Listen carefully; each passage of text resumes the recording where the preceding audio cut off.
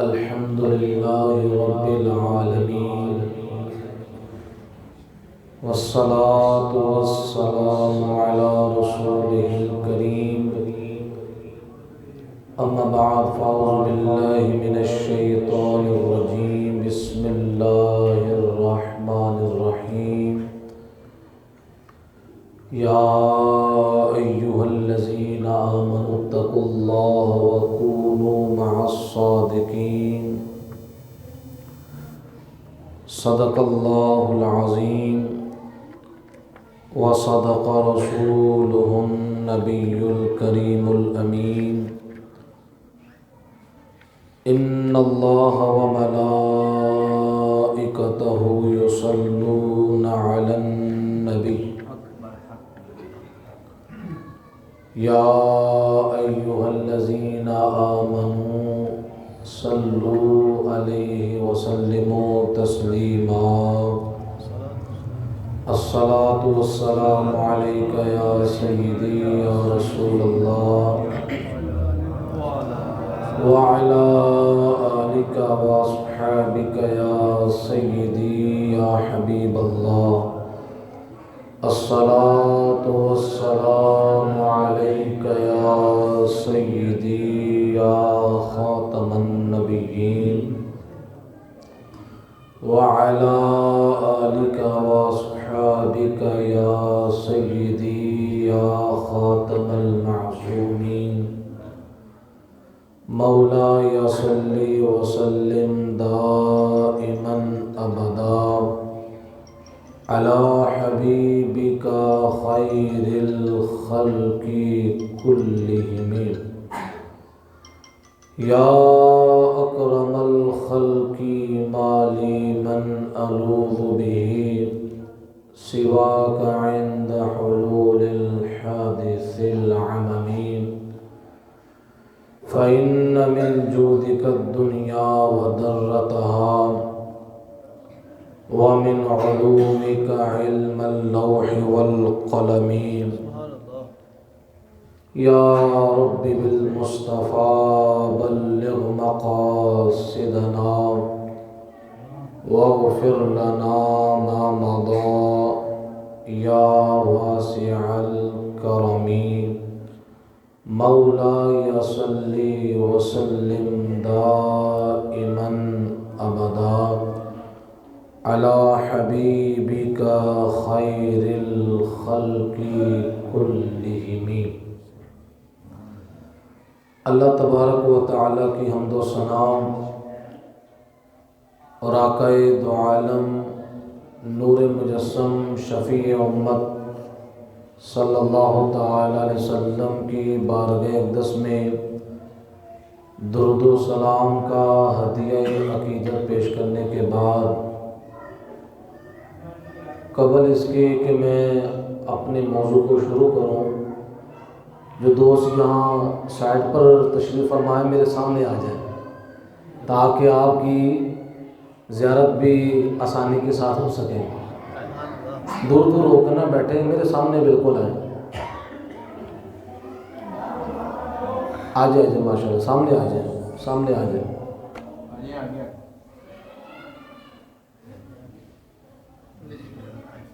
پھر دوشی پڑھیں. الصلاۃ والسلام علیک یا سیدی یا رسول اللہ، وعلی آلک واصحابک یا سیدی یا حبیب اللہ. الصلاۃ والسلام علیک یا سیدی یا نبی اللہ، وعلی آلک واصحابک یا رحمۃ للعالمین. پیارے دوستو، انشاءاللہ العزیز آپ کے سامنے فضائل غوث اعظم رضی اللہ تعالی عنہ پر گفتگو کی جائے گی. اس سے پہلے ایک تمہیدی گفتگو سماعت فرمائیں. حضور نبی کریم صلی اللہ تعالی علیہ وسلم کی تشریف آوری سے قبل حضرت آدم علیہ نبینا علیہ صلاۃ والسلام سے لے کر حضرت عیسیٰ علیہ صلاۃ والسلام تک جتنے بھی انبیاء دنیا میں تشریف لائے تو اللہ تعالیٰ کا طریقہ یہ تھا کہ لوگوں کی اصلاح کے لیے اللہ تعالیٰ انبیاء کو دنیا کے اندر بھیجتا۔ اگر ایک نبی کا وصال ہوتا اس کی جگہ پر دوسرا نبی تشریف لاتا اور وہ ان لوگوں کی اصلاح فرماتا۔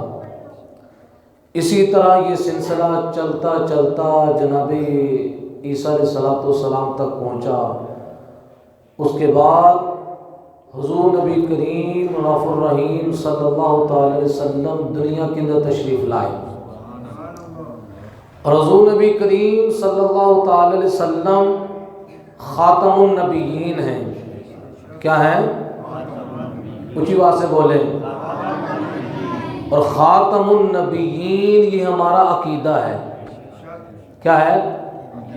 اگر کوئی حضور کو نبی تو مانتا ہے لیکن خاتم النبیین نہیں مانتا وہ بھی مسلمان نہیں، بلکہ نبی علیہ الصلوۃ والسلام کو نبی ماننے کے ساتھ ساتھ یہ بھی عقیدہ ضروری ہے کہ حضور علیہ الصلوۃ والسلام کیا ہیں؟ خاتم النبیین ہیں، یعنی آخری نبی ہیں۔ کیا ہیں؟ اور حضور نبی علیہ الصلوۃ والسلام کے اس دنیا سے ظاہری پردہ فرمانے کے بعد قیامت تک کے لیے حضور کی امت نے رہنا تھا، اور اس امت کی تعلیم و تربیت کا سلسلہ بھی ہونا تھا۔ اب حضور کے بعد کسی نبی کی گنجائش ہے تو اللہ تبارک و تعالی نے اس امت کی اصلاح کے لیے، تعلیم و تربیت کے لیے حضور نبی کریم صلی اللہ تعالی علیہ وسلم کی امت کے علماء اور اولیاء کی ڈیوٹی لگائی۔ کیا لگائی؟ کہ اب حضور علیہ الصلوۃ والسلام کے دین کو قیامت تک کے لیے کس نے بیان کرنا ہے؟ علماء اور اولیاء نے۔ اسی وجہ سے حضور نبی علیہ الصلوۃ والسلام فرماتے ہیں ہر صدی کے آخر میں اللہ تبارک و تعالی ایک مجدد پیدا فرمائے گا۔ کیا پیدا فرمائے گا؟ اور یہ ضروری نہیں ہے کہ ہر دور کے اندر ایک ہی مجدد ہو۔ کیا ہو؟ یہ ضروری نہیں ہے۔ ایک دور کے اندر کئی مجددین ہو سکتے ہیں، جس طرح کہ نبی علیہ الصلوۃ والسلام کی امت میں سے ایسے ایسے علماء ہوئے ہیں کہ جنہوں نے حضور علیہ السلام کی احادیث پر کام کیا ہے۔ آج تک جو ہے کوئی مائی کا لال ایسا جنا نہیں ہے جو حضور علیہ الصلوۃ والسلام کی طرف جو ہے روایت کو غلط منسوخ کر دے۔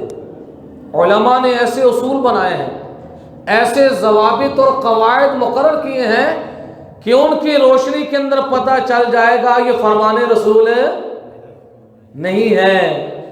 پہلی امتوں نے تو اپنی کتابوں کی حفاظت نہ کی، کتابوں کو بدل ڈالا۔ قرآن تو قرآن رہا، اس امت نے حضور کے فرمان پر بھی پہرا دیا ہے۔ حضور کے فرمان پر بھی کیا دیا ہے؟ پہرا دیا ہے۔ تو یہ مجددین کا سلسلہ قیامت تک رہے گا۔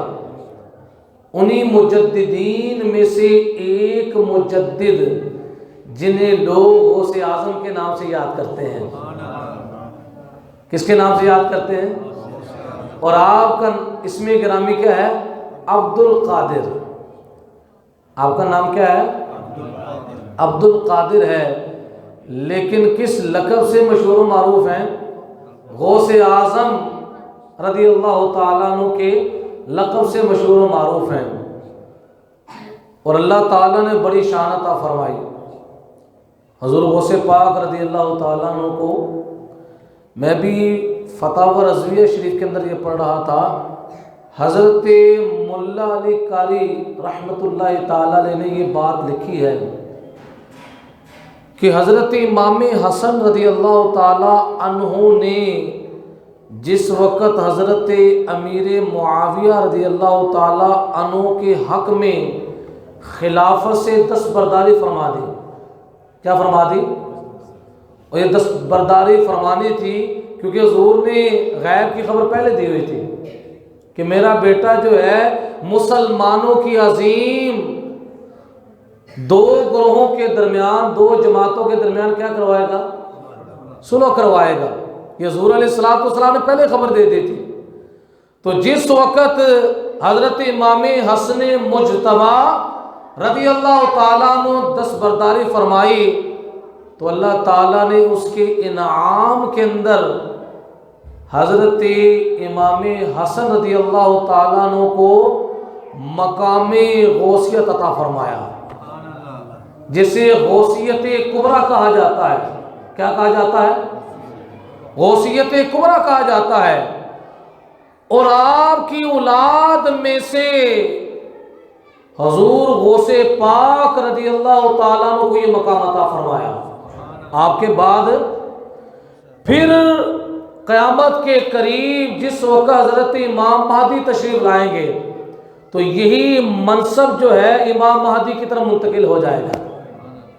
یعنی امام حسن مجتبی پہلے نمبر پر اس منصب پر فائز تھے، درمیان میں کون ہے؟ غوث اعظم رضی اللہ تعالیٰ عنہ، اور آخر میں کون ہے؟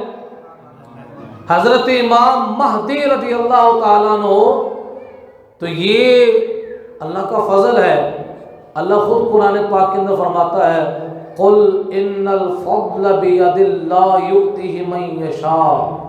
اے محبوب صلی اللہ علیہ وسلم فرما دیجئے بے شک فضل اللہ کے ہاتھ میں ہے، اللہ کے دست اقدس میں ہے، جسے چاہتا ہے دیتا ہے، جسے چاہتا ہے دیتا ہے۔ تو قیامت تک کے لیے حضور غوث پاک رضی اللہ تعالیٰ عنہ کا نام زندہ ہو گیا، اور اللہ تعالیٰ نے کیسی کیسی کیفیات عطا فرمائی۔ حضور غوث پاک رضی اللہ تعالیٰ عنہ کی زبان اقدس سے چند کلمات نکلے تھے جسے قصیدہ غوثیہ کے نام سے یاد کیا جاتا ہے۔ کس نام سے یاد کیا جاتا ہے؟ قصیدہ غوثیہ۔ اور آج بھی پوری دنیا کے اندر اس کو وظیفے کے طور پر پڑھا جا رہا ہے۔ اور یہ قصیدہ غوثیہ کے جو الفاظ تھے حضور غوث پاک رضی اللہ تعالیٰ عنہ کی زبان اقدس سے عالم جذب و مستی کے اندر یہ کلمات نکلے۔ اور اس قصیدہ غوثیہ کے اندر کیا فرماتے ہیں؟ آپ فرماتے ہیں وَلَوْ أَلْقَيْتُ سِرِّي فِي بِحَارٍ لَصَارَ الْكُلُّ غَوْرًا فِي الزَّوَالِ۔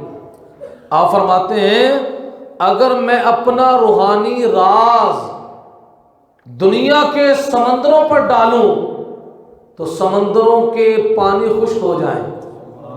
کیا ہو جائیں؟ کیا فرماتے ہیں؟ اگر میں اپنا روحانی راز دنیا کے سمندروں پر ڈالوں تو کیا ہو جائے؟ خشک ہو جائے۔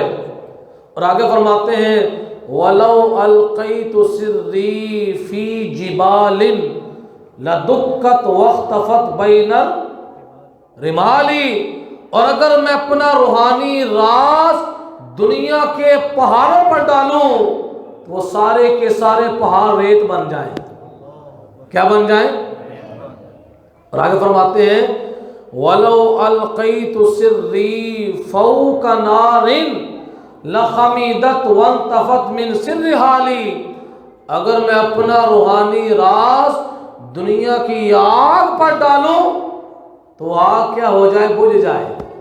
کیا ہو جائے؟ اب ان اشعار کے اندر حضور غوث پاک رضی اللہ تعالیٰ عنہ اس تجلی کا ذکر کر رہے ہیں جو تجلی اللہ کی بارگاہ سے ملی ہے۔ اور اللہ کی بارگاہ سے تجلیات جو حاصل ہوتی ہیں، کچھ تجلیات جلالی ہوتی ہیں اور کچھ جمالی ہوتی ہیں۔ جو تجلی جلالی ہوتی ہے اس کے آگے کوئی چیز ٹھہر سکتی، جس طرح دیکھیں نا آگ ہے، اس کے اندر جلال ہے، اس کے اندر کیا ہے؟ اب جس کو آگ جلتی ہے تو چیز کو کیا کر دیتی ہے؟ جلا دیتی ہے۔ تو یہ اللہ تعالیٰ نے کائنات کے اندر ایسی چیزیں پیدا کی ہیں جس کے اندر اللہ نے جلال رکھا ہے، اور کچھ ایسی چیزیں ہیں جن کے اندر اللہ نے جمال رکھا ہے۔ اب حضور غوث پاک رضی اللہ تعالیٰ عنہ وہ تجلی جو اللہ کی طرف سے غوث پاک کے قلب پر اتری، قلب غوث اعظم پر اتری، اور وہ تجلی کیا تھی؟ جلالی تجلی تھی۔ اور آپ فرماتے ہیں کہ اگر وہ میں تجلی کہاں پر ڈالوں؟ سمندروں پر ڈالوں خشک ہو جائیں، اور اگر پہاڑوں پر ڈالوں ریت بن جائیں، اور اگر وہی جلالی تجلی آگ پر ڈالوں تو کیا ہو جائے؟ بجھ جائے۔ اور اگلے شعر کے اندر جمالی تجلی کا ذکر فرماتے ہیں، آپ فرماتے ہیں وَلَوْ أَلْقَيْتُ سِرِّي فَوْقَ مَيْتٍ لَقَامَ بِقُدْرَةِ الْمَوْلَى تَعَالِي، اگر میں اپنی روحانی تجلی، اور وہ تجلی کون سی ہے؟ جمالی، اگر میں کسی مردے پر ڈالوں اللہ کے حکم سے کھڑا ہو جائے، کیا ہو جائے؟ اب یہ اشعار جو ہیں غوث اعظم کے ہیں، قصیدہ غوث شریف کے ہیں۔ اب کچھ لوگ ایسے ہیں کہ جنہیں بڑی تکلیف ہوتی ہے اور وہ کہتے ہیں کہ یہ غوث اعظم کے اشعار ہے ہی نہیں، جس طرح مرزا جیلمی ہے، وہ یہ کہتا ہے کہ یہ غوث پاک کے اشعار ہے ہی نہیں، اس پر دلیل کیا دیتا ہے؟ آپ نے بات سننی ہے، اس کی میں بات بیان کرتا ہوں پھر اس کا جواب بھی دیتا ہوں۔ وہ یہ کہتا ہے اس کے اندر غوث پاک کہ اگر یہ اشعار کو مانا جائے تو غوث اعظم تو اللہ کے ولی ہیں، اور اللہ کے ولی کی شان تو ہوتی ہے عاجزی اور انکساری۔ کیا ہوتی ہے؟ تو ان اشعار کے اندر تو بڑائی کا معنی پایا جا رہا ہے کہ اگر میں اپنا راز سمندر پر ڈالوں خشک ہو جائے، میں اپنا راز پہاڑوں پر ڈالوں ریت بن جائے، اپنا راز آگ پر ڈالوں بجھ جائے، تو یہ تو بڑائی کے کلمات ہیں، اور بڑائی تو اللہ کے شایان شان ہے۔ اللہ کے ولی کی شان کیا ہے؟ عاجز انکساری ہے۔ وہ کہتا ہے لہذا معلوم یہ ہوا کہ غوث پاک اشعار ہے ہی نہیں۔ اب اس کا جواب بھی سنیں۔ رسول اللہ صلی اللہ تعالی علیہ وسلم کی شریعت اسلامیہ کے اندر جہاں پر عاجزی اور انکساری کا حکم ہے، وہاں پر یہ بھی حکم ہے کہ جب اللہ تعالیٰ کسی کو نعمت عطا فرمائے تو اس نعمت کا اظہار کرے۔ کیا کرے؟ اگر اللہ تعالیٰ نے کسی کو مال و زر دیا ہے، اس کے پاس کیا ہے؟ مال و دولت ہے، اب وہی بندہ بوری کا لباس پہنے، جوتی جو ہے پھٹی پرانی پہن لے، تو شریعت اس کی اجازت ہے؟ شریعت اس کو کہتی ہے کہ تو لباس بھی قیمتی پہن، جوتی بھی قیمتی پہن، تاکہ جب لوگ تمہیں دیکھیں تمہارے وجود سے اللہ کی نعمت کا اظہار ہونا چاہیے۔ کیا ہونا چاہیے؟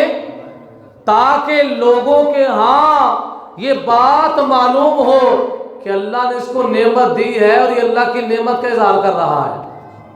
اب مال و زر پڑا ہوا ہے، گھر میں چھپا چھپا کر رکھ رہا ہے، اور جب استعمال کی باری آتی تو استعمال نہیں کرتا، تو شریعت اس چیز کو پسند ہے۔ اب اسی طرح اللہ تعالیٰ نے غوث اعظم کو اپنی محبت کی تجلیات عطا فرمائی، اور اللہ کی محبت کی تجلیات سب سے بڑی نعمت ہے، تو نعمت کا اظہار کرنا یہ بھی شریعت ہے۔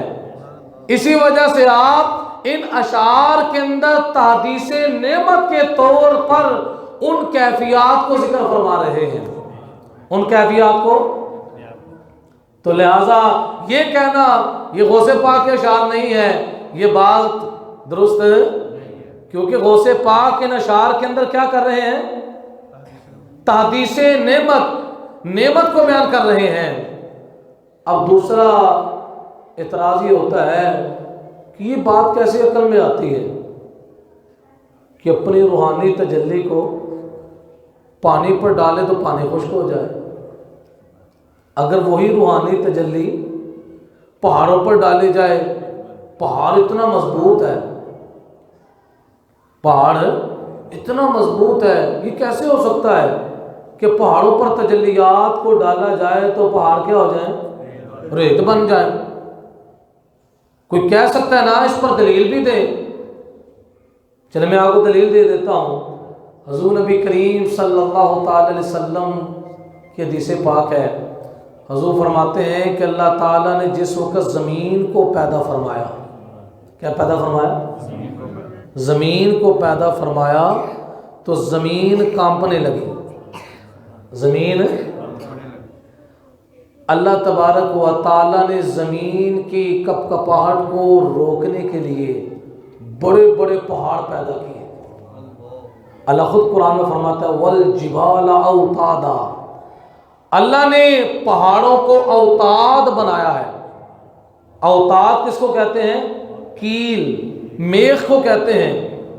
اب دیکھیں نا یہ پھٹی ہے، اس کو کیل لگے ہوئے ہیں یا اب آگے پیچھے؟ اگر مثال کو کیل اتار دیے جائیں، آپ پھٹی کو پیچھے بھی کر لیں گے اس کو، لیکن جس وقت اس کو کیل لگ جائیں گے یہ پھٹی آگے پیچھے۔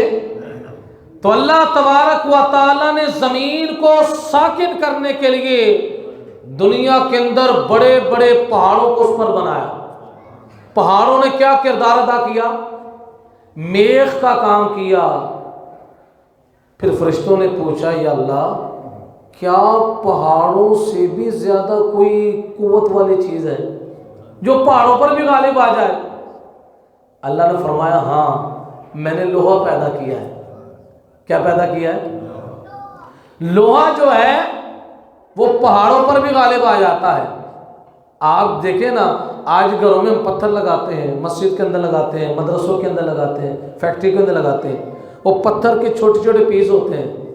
حالانکہ پتھر اگر پیچھے ہم چلے جائیں نا وہ بڑے بڑے پہاڑوں کے پیس ہوتے ہیں اور کئی مراحل گزرنے کے بعد اس کے چھوٹے چھوٹے پیس بنتے ہیں اور اس کی پہلے کٹنگ ہوتی ہے۔ کیا ہوتی ہے؟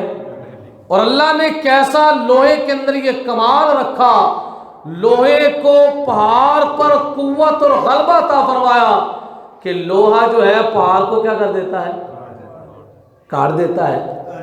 پھر فرشتوں نے پوچھا یا اللہ لوہے سے بھی کوئی قوت والی چیز ہے، غالب چیز ہے جو لوہے کو بھی مغلوب کر دے؟ اللہ نے فرمایا ہاں، وہ آگ ہے۔ کیا ہے؟ اب آگ کے اندر لوہا ڈالا جائے، ماشاءاللہ آپ سارے سمجھدار بندے بیٹھے ہوئے ہیں، کئی فیکٹریوں کے اندر آپ جائیں اتنی شدت کی آگ ہوتی ہے، لوہے کو ڈالا جاتا ہے لوہا پانی ہو جاتا ہے۔ کیا ہو جاتا ہے؟ اب اللہ تعالیٰ نے لوہے پر غلبہ کس کو دیا؟ آگ کو دیا۔ پھر پوچھا یا اللہ آگ سے بھی کوئی غالب چیز ہے؟ اللہ نے فرمایا ہاں، وہ ہے پانی، کہ میں نے پانی پیدا کیا جو آگ کو بھی کیا کر دیتا ہے؟ مغلوب کر دیتا ہے، آگ پر غالب آ جاتا ہے۔ بڑی بڑی شدت کی آگ لگی ہو اور اس پر پانی ڈالا جائے وہ کیا ہو جاتی ہے؟ بجھ جاتی ہے۔ پھر پوچھا گیا یا اللہ کیا پانی سے بھی کوئی قوت اور غلبے والی چیز ہے؟ تو فرمایا گیا ہاں، وہ ہے ہوا۔ کیا ہے؟ جس وقت ہوا چلتی ہے، اور آج عمل تبخیر جو مارز وجود کے اندر آیا، سمندروں کی پانی کو لے کر بخارات کی صورت میں ہوا آسمانوں کی طرف پرواز کرتی ہے، وہاں پر ایک طبقہ ہے وہاں پر سٹور کرتی ہے، پھر جب اللہ کا حکم ہوتا ہے تو آسمان سے پانی برستا ہے۔ آسمان سے کتنی چیزیں ہو گئی؟ 6 چیزیں ہو گئی۔ پہلی چیز کیا ہے؟ زمین۔ دوسری کیا ہے؟ پہاڑ۔ تیسری کیا ہے؟ لوہا۔ چوتھی کیا ہے؟ آگ۔ پانچویں کیا ہے؟ پانی، چھٹا کیا ہے؟ اب یہ 6 چیزیں اللہ نے پیدا فرمائی. اب پوچھا گیا یا اللہ کیا ہوا پر بھی کوئی غالب چیز ہے جس کی قوت ہوا سے بھی زیادہ ہو؟ اللہ نے فرمایا ہاں وہ ہے ابن آدم. کیا ہے؟ حضرت انسان. اور صاحب فرمایا اگر حضرت انسان جو ہے میرا مطیع ہو جائے، میری اطاعت کے اندر لگ جائے، تو اللہ فرماتا ہے کہ میں اسے ان تمام چیزوں پر غلبہ دے دیتا ہوں. اسی وجہ سے حضرت عمر فاروق رضی اللہ تعالیٰ عنہ دریا نیل کو خط لکھا. کیا لکھا؟ دریا نیل کو خط لکھا کہ جس وقت حضرت عمر بن عاص رضی اللہ تعالیٰ عنہ گورنر تھے اور پانی خشک ہو گیا، لوگوں نے کہا یا ہمیں پانی دے یا ہم وہی زمانے جاہلیت کی رسم کو پورا کریں گے کہ ایک کنواری لڑکی کو دلہن کی طرح سجا کر ہم دریا نیل کے درمیان میں لا کے اس کو ذبح کر دیں گے تو پانی چل جائے گا. اگر آپ کہتے ہیں کہ یہ کام ہم نہ کریں پھر ہمیں پانی دیں. حضرت عمر بن عاص نے عمر فاروق کو خط لکھا کہ یہ مسئلہ پیش آ گیا مصر کے اندر. تو حضرت عمر فاروق رضی اللہ تعالی عنہ نے آپ نے خط لکھا، 2 خط لکھے. ایک خط حضرت عمر بن عاص کے نام، دوسرا خط کس کے نام؟ دریا نیل کے نام لکھا. حضرت عمر بن عاص کے نام جو خط لکھا اس کے اندر اس عبارت کا خلاصہ مفہوم یہ تھا کہ آپ نے بہت اچھا کام کیا کہ ایک ظلم ہو رہا تھا، آپ نے ظلم کی روک تھام کی. اور دریا نیل کے نام جو خط لکھا بڑا خودداری والا خط تھا. فرمانے لگے دریا نیل اگر تو رب کے حکم سے چلتا ہے تو عمر تمہیں کہتا ہے اللہ کے حکم سے چل پڑ، اگر کسی اور کے حکم سے چلتا ہے پھر ہمیں تمہارے پانی کی ضرورت ہی نہیں. کیسے حکمران تھے؟ وہی حضور نے فرمایا کہ جب انسان بن جائے، اللہ کا مطیع ہو جائے، پھر اللہ تعالیٰ ان تمام چیزوں پر غلبہ عطا فرما دیتا ہے. اب آپ مجھے بتائیں پھر غوث پاک کی بات درست ہوئی یا نہ ہوئی؟ کیا فرماتے ہیں کہ اگر میں اپنا روحانی راز سمندروں پر ڈالوں تو کیا ہو جائے، اور اگر اپنا روحانی راز کس پر ڈالوں؟ پہاڑوں پر ڈالوں تو کیا ہو جائے؟ ریت ہو جائے. اور اگر اپنا روحانی راز آگ پر ڈالوں تو کیا ہو جائے؟ اور اگر اپنا روحانی راز کسی مردے پر ڈالوں تو وہ کیا ہو جائے؟ تو یہ باتیں قرآن و سنت کی روشنی کے اندر یہ باتیں غوث پاک نے بیان فرمائی ہیں. لیکن جو نہیں سمجھتا اس کی اپنی عقل کا قصور ہے اس کی. اب بہجت الاسرار ایک کتاب ہے، اس کتاب کا میں آپ کو تعارف کرواتا ہوں. کیا نام ہے؟ بہجت الاسرار. اونچی آواز سے بولیں. کیا ہے؟ بے کے ساتھ شروع ہوتی ہے. بہجت الاسرار. یہ جس نے لکھی ہے یہ 2 واسطوں سے حضور غوث پاک کے شاگرد ہیں، اور سب سے مضبوط یہ کتاب ہے غوث پاک کی سیرت پر. اور آپ کوشش کریں یہ کتاب خریدیں تبرک کے لیے، گھر میں رکھیں، اس کو پڑھیں. اس کا ترجمہ بھی ہو چکا ہے. اور اس کے اندر غوث پاک رضی اللہ تعالیٰ عنہ کے جو واقعات بیان فرمائے ہیں بہت مستند طریقے سے روایت بیان فرمائے ہیں. اور بہجت الاسرار کے اندر حضور غوث پاک رضی اللہ تعالیٰ عنہ کی وہ کرامتیں کہ آپ نے جو مردوں کو زندہ فرمایا ہے بے شمار بیان فرمائے گی. اس کے اندر ایک کرامت بہجت الاسرار کے اندر یہ بیان فرمائی گئی کہ غوث پاک رضی اللہ تعالیٰ عنہ کی بارگاہ کے اندر ایک خاتون آئی. اس نے کہا حضور یہ میرا بچہ ہے، میں آپ کی شاگردی میں دیتی ہوں، اس کی آپ تعلیم و تربیت فرمائیں، یہ آپ کے پاس رہے، قرآن سیکھے، قرآن کا نور اس کے دل میں آئے. چلے گئی چھوڑ کر. چند عرصے بعد آئی تو دیکھا بچہ جو ہے وہ کافی نحیف اور کمزور ہو چکا ہے، ہڈیوں کا ڈھانچہ رہ چکا ہے. اور اس کے سامنے کیا دیکھا ہے کہ وہ دال کے ساتھ جو کی روٹی کھا رہا ہے۔ ماں تھی نا، ماں نے جب دیکھا کہ بچہ تو بڑا کمزور ہو گیا ہے، غوث پاک کو ملنے کے لیے کمرے میں گئی تو غوث پاک کو دیکھا کہ حضور غوث پاک رضی اللہ تعالیٰ عنہ دیسی مرغی کھا کر ابھی فارغ ہوئے ہیں اور اس کی ہڈیاں جو ہیں پلیٹ کے اندر پڑی ہوئی ہیں، اس کی ہڈیاں پلیٹ کے اندر پڑی ہوئی ہیں۔ ماں جو تھی اس نے یہ بات کہی کہ حضور یہ کیا بات ہے، میرے بچے کو آپ جو کی روٹی کھلا رہے ہیں اور آپ خود کیا کھا رہے ہیں، دیسی مرغی کھا رہے ہیں۔ تو غوث پاک رضی اللہ تعالیٰ عنہ نے اسی مرغی کی ہڈیوں پر اپنا ہاتھ رکھا۔ کیا رکھا؟ اپنا ہاتھ رکھا، اور ہاتھ رکھ کر حضور غوث پاک رضی اللہ تعالیٰ عنہ نے فرمایا قومی بِإِذْنِ اللَّهِ تَعَالَى الَّذِي يُحْيِي الْعِظَامَ، اس اللہ کے حکم سے کھڑی ہو جا جو بوسیدہ ہڈیوں کو زندہ کرتا ہے، جو بوسیدہ ہڈیوں کو۔ اتنے میں مرغی کھڑی ہوئی اور آواز نکالنے لگی تو غوث پاک فرمانے لگے اے بوڑھی عورت، جس وقت تیرا بچہ اس مقام پر پہنچ جائے گا وہ بھی یہی کہے گا۔ ابھی اس کا مجاہدہ چل رہا ہے، ابھی اس کی مشق ہو رہی ہے، ابھی مجاہدے کی بھٹی کے اندر اس کے وجود سے، اس کے باطن سے میل کچیل صاف ہوگا، اور جب من جو اس کا ہے شیشے کی طرح صاف ہو جائے گا، پھر دنیا کی یہ چیزیں اس کو کچھ۔ تو یہ غوث اعظم رضی اللہ تعالیٰ عنہ ہے، اور غوث پاک رضی اللہ تعالیٰ عنہ کی کرامت بڑی مشہور و معروف ہے کہ 12 سال کی ڈوبی ہوئی کشتی کو آپ نے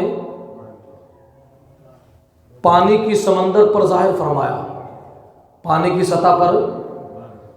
اب جو منکرین کرامت ہیں وہ یہ کہتے ہیں یہ کیسے ہو سکتا ہے، 12 سال ایک حادثے کو ہو جائے اور سمندر کے اندر لاشیں گل سڑ گئی ہیں، مچھلیوں کے پیٹ کے اندر چلے گئی ہیں، یہ کیسے ہو سکتا ہے کہ دوبارہ اس کو زندہ کیا جائے؟ لہذا وہ کہتے ہیں کہ یہ غوث پاک کی کرامت ہے ہی نہیں۔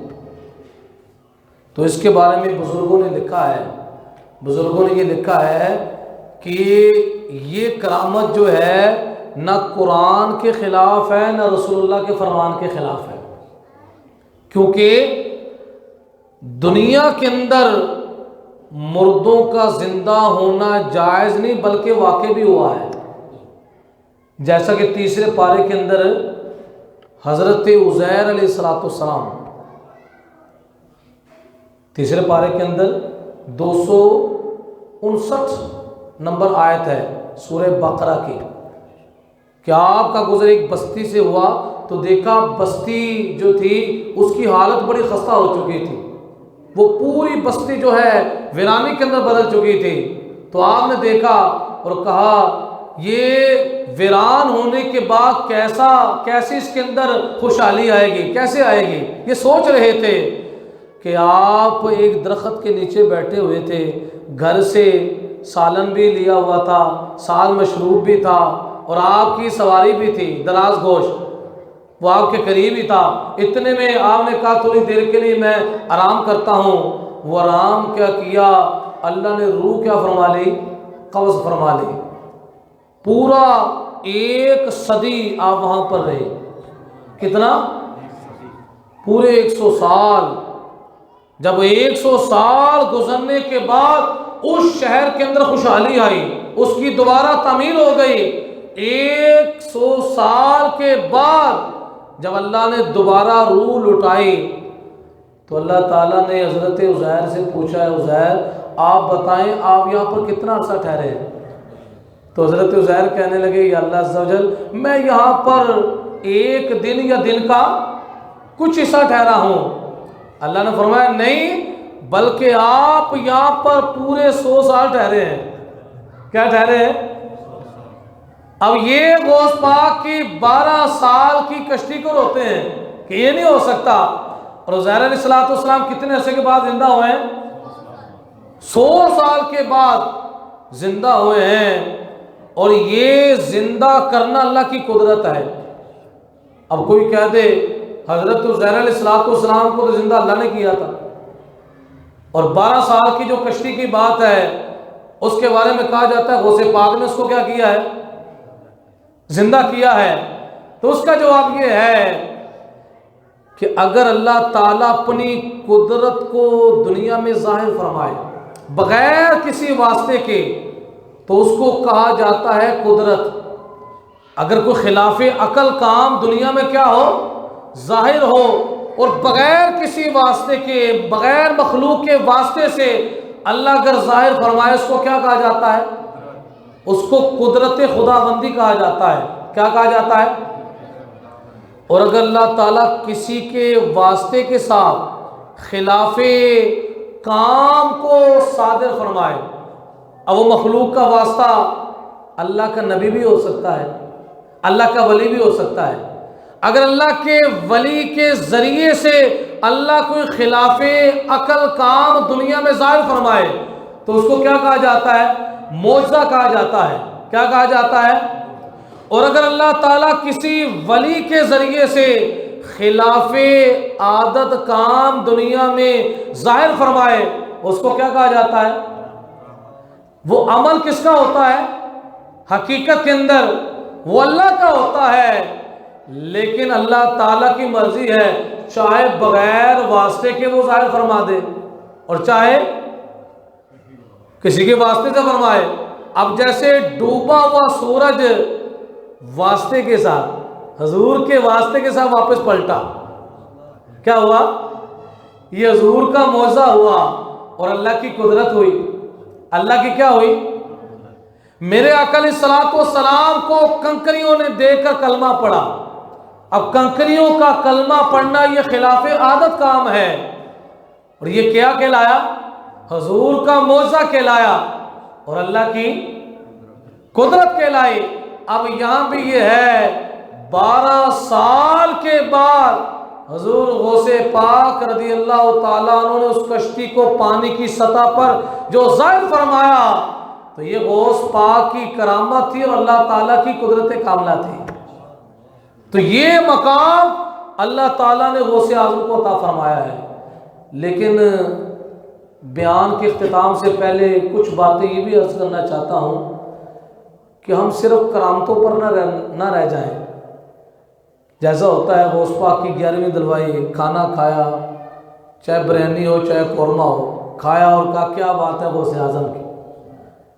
بے شک یہ بھی کرنا چاہیے اور یہ بھی باعث خیر و برکت ہے، لیکن اس کے ساتھ ساتھ حضور غوث پاک رضی اللہ تعالیٰ عنہ کا جو مشن ہے اس مشن کو بھی ہم نے اپنانا ہے۔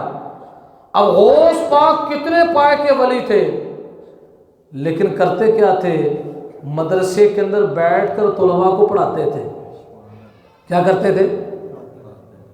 اور آپ کے 1 لاکھ شاگرد ہیں، کتنے؟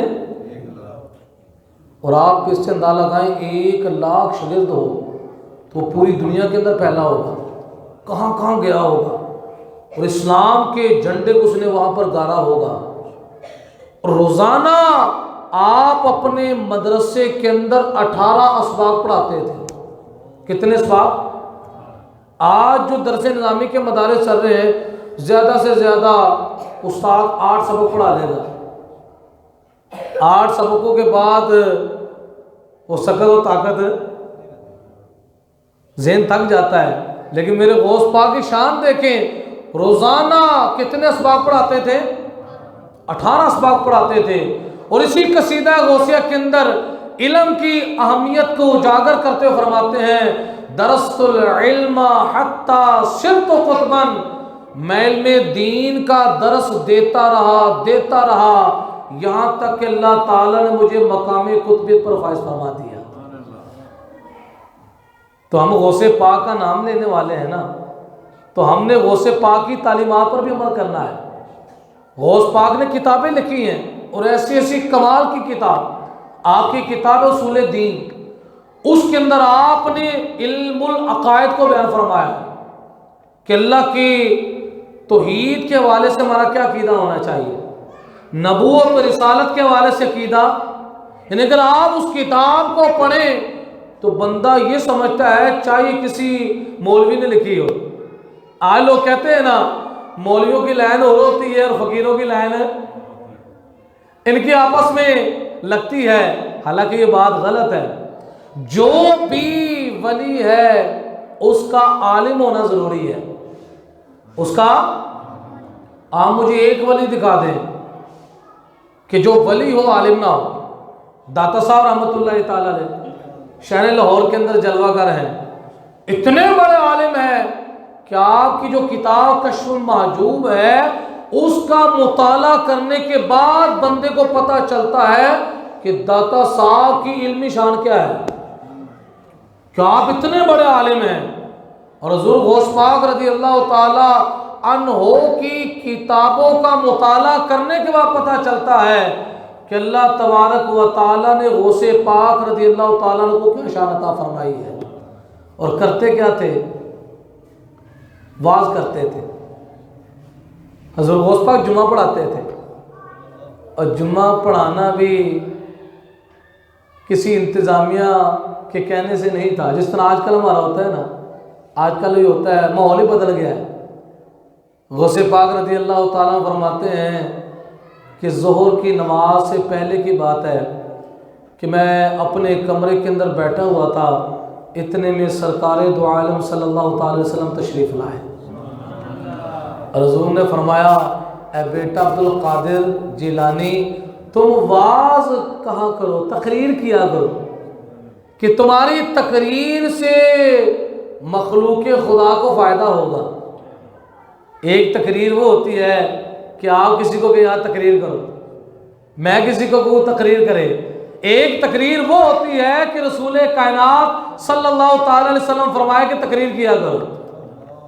تو غوث پاک فرماتے ہیں کہ میں نے حضور کی بارگاہ میں عرض کی کہ یا رسول اللہ صلی اللہ علیہ وسلم, میں اجمی ہوں اور یہ میرے سامنے سامعین کا جو مجمع ہے یہ بڑے بڑے عربی ہیں, فصیح و بلیغ عربی ہیں, تو میں ان کے سامنے کیسے گفتگو کر سکتا ہوں؟ تو نبی علیہ السلام نے فرمایا بیٹا عبد القادر جیلانی اپنا منہ کھولو. کہتے ہیں میں نے منہ کھولا تو نبی علیہ السلام نے 7 مرتبہ لعاب دہن میرے منہ کے اندر ڈالا. اور حضور کا لعاب دہن کیا شان ہے, کسی کھاری کنویں کے اندر پڑ جائے تو شاید سے زیادہ میٹھا ہو جائے.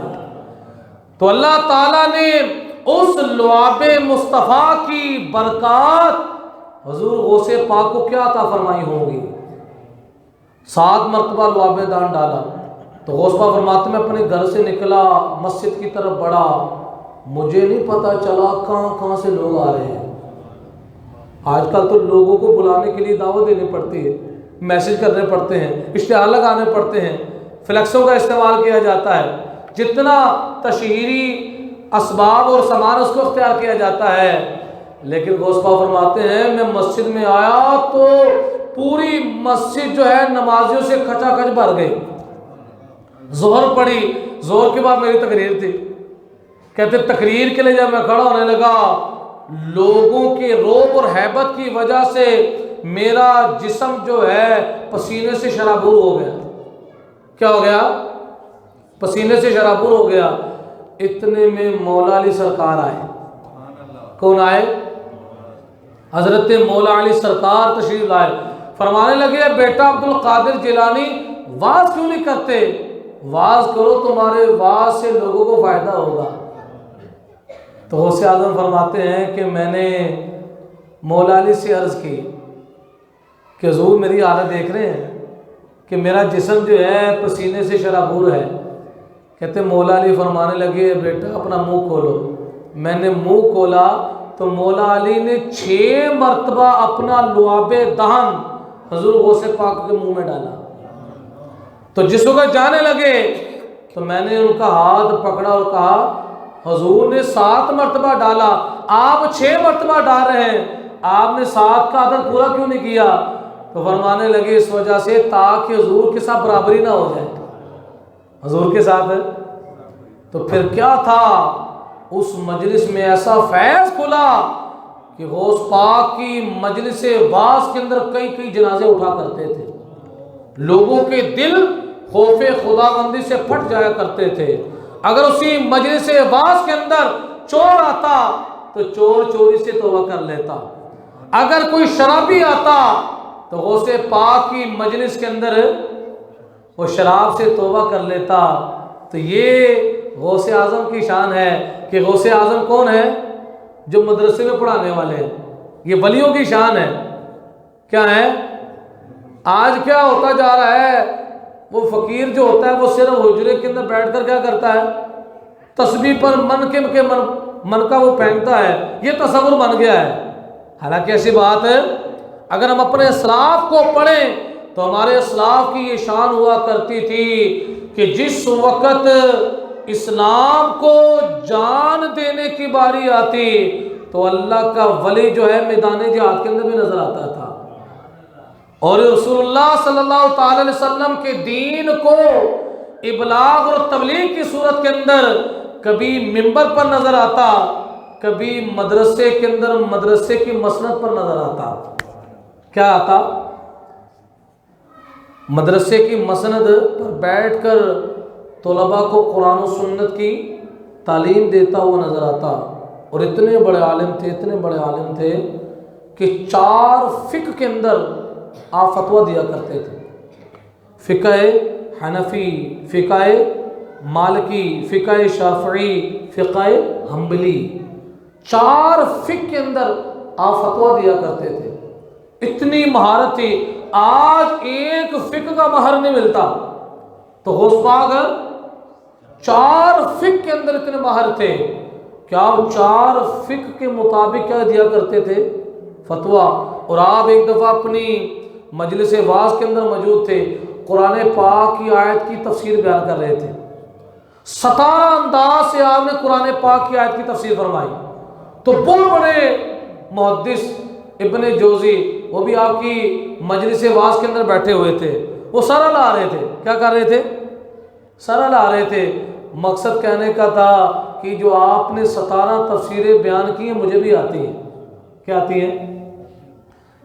جب حضور غوث پاک نے 17 تفسیریں بیان فرمائیں، اس کے بعد آپ نے مزید اسی آیت کی 40 تفسیریں بیان فرمائی۔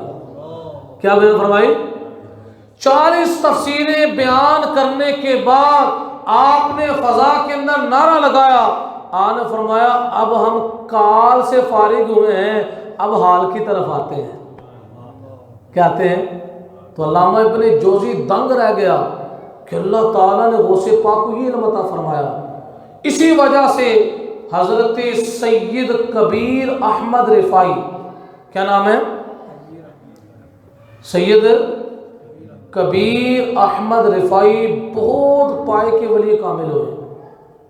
یہ وہ ولی ہیں کہ نبی علیہ الصلوۃ والسلام کے روضہ اقدس پر حاضر ہوئے تو سلام عرض کیا، اور حضور سے کہنے لگے یا رسول اللہ، جب میں اپنے وطن میں ہوتا تھا اپنی روح کو سلام پیش کرنے کے لیے آپ کی بارگاہ میں بھیجتا تھا، اور میری روح آ کر آپ کے در کا بوسہ لیتی۔ آقا اب میں اپنے جسم کے ساتھ آیا ہوں، آپ مزار پر انوار سے اپنے ہاتھوں کو باہر نکالیں تاکہ میں ہاتھ پر بوسہ دے دوں۔ کیا دے دوں؟ تو حضرت سید کبیر احمد رفاعی نے عرض کی تو مزار پر انوار سے ہاتھ نکلا اور حضرت سید کبیر احمد رفاعی رحمہ اللہ نے حضور کے ہاتھ پر بوسہ دیا۔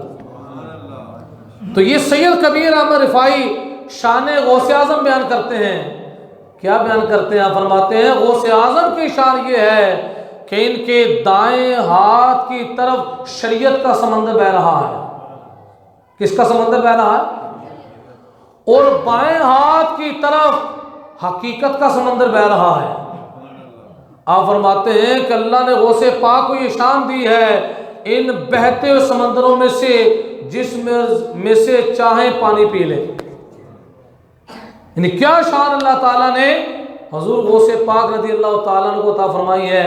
ایسے تو نہیں، آج پوری دنیا کے اندر غوث اعظم کی خوشبو پھیلی ہوئی ہے۔